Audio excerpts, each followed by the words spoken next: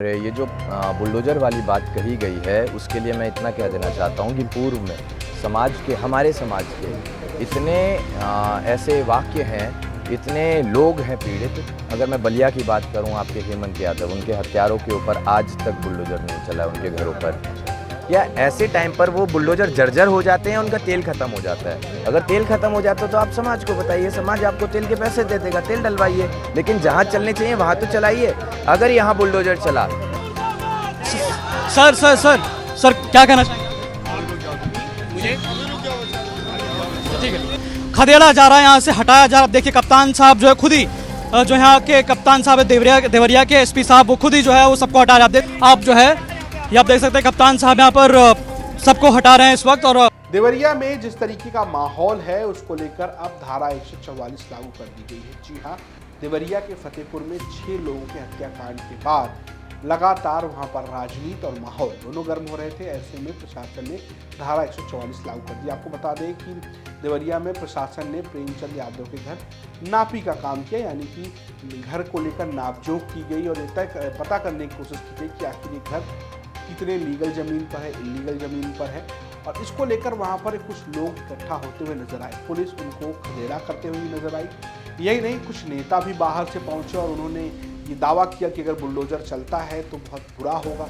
सुनिए किस तरीके से पुलिस भगाती नजर आ रही है और किस तरीके से नेता दावा करते आ रहे हैं। ये जो बुलडोज़र वाली बात कही गई है, उसके लिए मैं इतना कह देना चाहता हूँ कि पूर्व में हमारे समाज के इतने ऐसे वाक़ये हैं, इतने लोग हैं पीड़ित। अगर मैं बलिया की बात करूं, आपके हेमंत यादव, उनके हत्यारों के ऊपर आज तक बुलडोज़र नहीं चला है उनके घरों पर। या ऐसे टाइम पर वो बुलडोज़र जर्जर हो जाते हैं, उनका तेल ख़त्म हो जाता है। अगर तेल ख़त्म हो जाता है तो आप समाज को बताइए, समाज आपको तेल के पैसे दे देगा, तेल डलवाइए। लेकिन जहाँ चलने चाहिए वहाँ तो चलाइए। अगर यहाँ बुलडोज़र चला। सर क्या कहना चाहेंगे आप?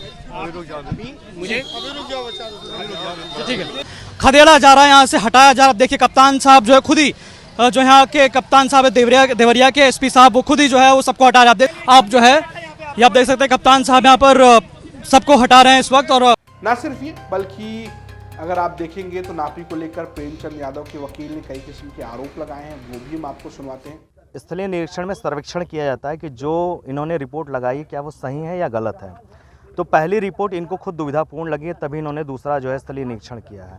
दूसरी चीज़ कि जब स्थलीय निरीक्षण किया गया तो मैंने इनको बताया कि राजस्व संहिता 2006 जो है, इसकी धारा 20 सीमा चिन्हों को कैसे देखा जाता है और उसकी सीमांकन कैसे की जाती है।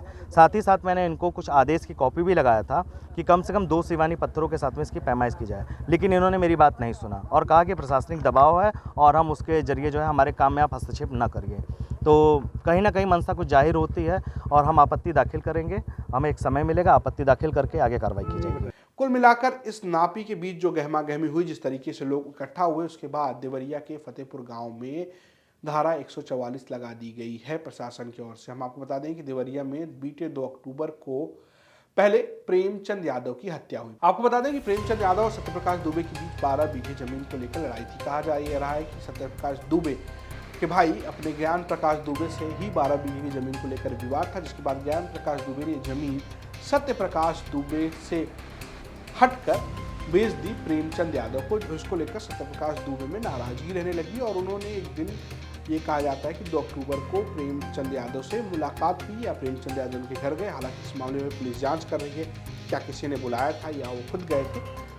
सत्यप्रकाश दुबे के घर प्रेमचंद यादव गए और जिसके बाद प्रेमचंद यादव की हत्या हो गई। और इसके बाद कहा जा रहा है कि बदले की भावना से प्रेमचंद यादव के साथ रहने वाले लोगों ने घर चढ़कर सत्यप्रकाश दुबे समेत 5 लोगों की हत्या कर दी और इसमें फायरिंग तक की खबरें सामने आई हैं। नवलनाथ मिश्रा नाम के शख्स को गिरफ्तार किया गया है, जो आरोपी बताया जा रहा है, जो माना जा रहा है कि जिसने हत्या में मुख्य भूमिका निभाई थी, जो प्रेमचंद यादव का सहयोगी था। फिलहाल इस मामले पर दोनों पक्षों की तरफ से काफ़ी आरोप प्रत्यारोप लग रहे हैं और प्रशासन फिलहाल कार्रवाई की मूड नजर आ रहा है।